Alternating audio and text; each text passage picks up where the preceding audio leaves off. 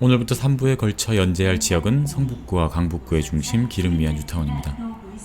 충분한 자금과 지원이 있다면 동부 이천동이나 아현 뉴타운에서 시작하는 것도 좋지만 부부가 도움 없이 시작하는 경우라면 3호선 라인이 지나가는 홍은 홍제, 5호선이 지나가는 동대문구의 전담 뉴타운, 그리고 4호선이 지나가는 성북구와 강북구의 기름미안 뉴타운이 아주 좋은 출발선이 된다고 생각합니다. 그중 기름미안 뉴타운은 학령기 자녀를 키우기에도 선호되는 지역이라 동대문구나 서대문구보다 더 선호하는 사람들도 있습니다. 그래서 오늘은 제1부 강북구에서 바라본 기름미안 뉴타운의 모습을 소개할까 해요.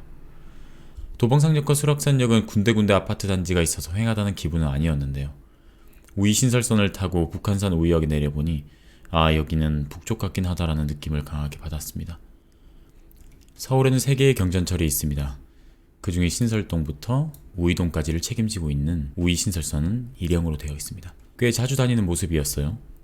그러나 강북구 쪽에는 사람들이 밀집해서 사는 아파트가 거의 없기 때문에 2호선이나 4호선에 비하면 출퇴근 시간에 혼잡할 것 같진 않았습니다. 수유동으로 접근하기 전까지는 주택가로 가득한 동네였습니다. 길을 걷는 내내 도로 위 나무 사이에는 수많은 전신주들이 줄을 지어 매달려 있습니다.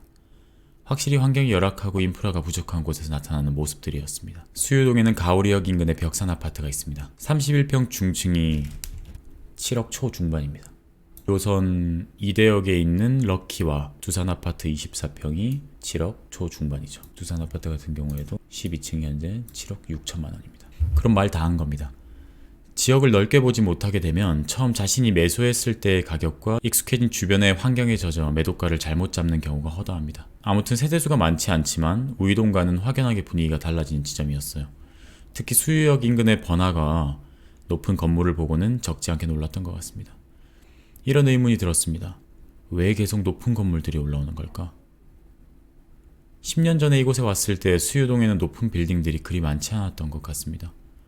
이제 기름미안 뉴타운에 도착했습니다. 삼행동 사거리는 우이 신설선도 있고 미안 뉴타운의 초입이지만 아직 과거 구축 상권이 이어져 있습니다. 레미안 트리베라 2차를 지나는 순간 가파르지 않은 언덕과 대단지 아파트들이 등장합니다.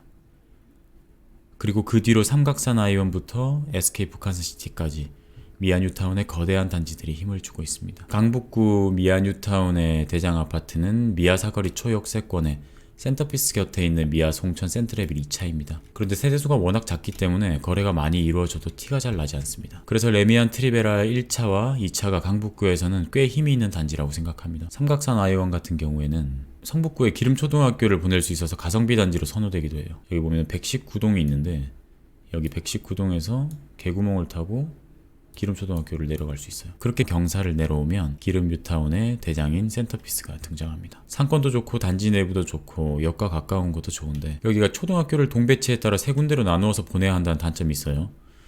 아무래도 큰 길 건너 순곡초 가는 걸 선호하지 않겠네요. 어쨌든 주변 환경은 참 중요합니다. 미래에도 미아 재개발 구역이 완공되면 더 좋아지겠다는 생각이 들었어요.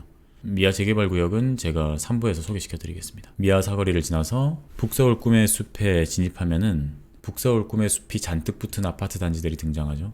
이렇게 지방이나 수도권이나 지역 주민들이 선호하는 것들은 대부분 아파트 이름 앞에 붙습니다. 북서울 꿈의 숲이 그런 곳입니다. 사실 장인 뉴타운을 더 힘주어서 말씀드리고 싶지만 어차피 성북구 할 때 따로 설명드릴 곳이라 이번 편에서는 꿈의 숲에 대해서만 말씀드리려고 합니다. 지도로 한번 설명을 드릴게요.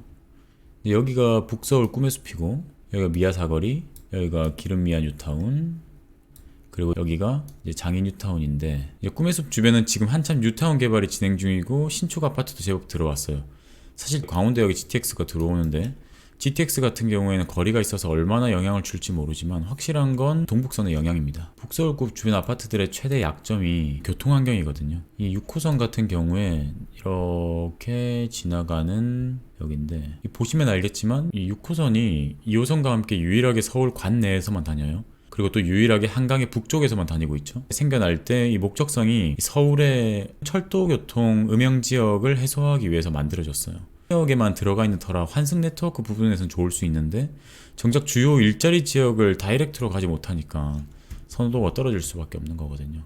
그 부분을 커버하는 게 동북선이에요.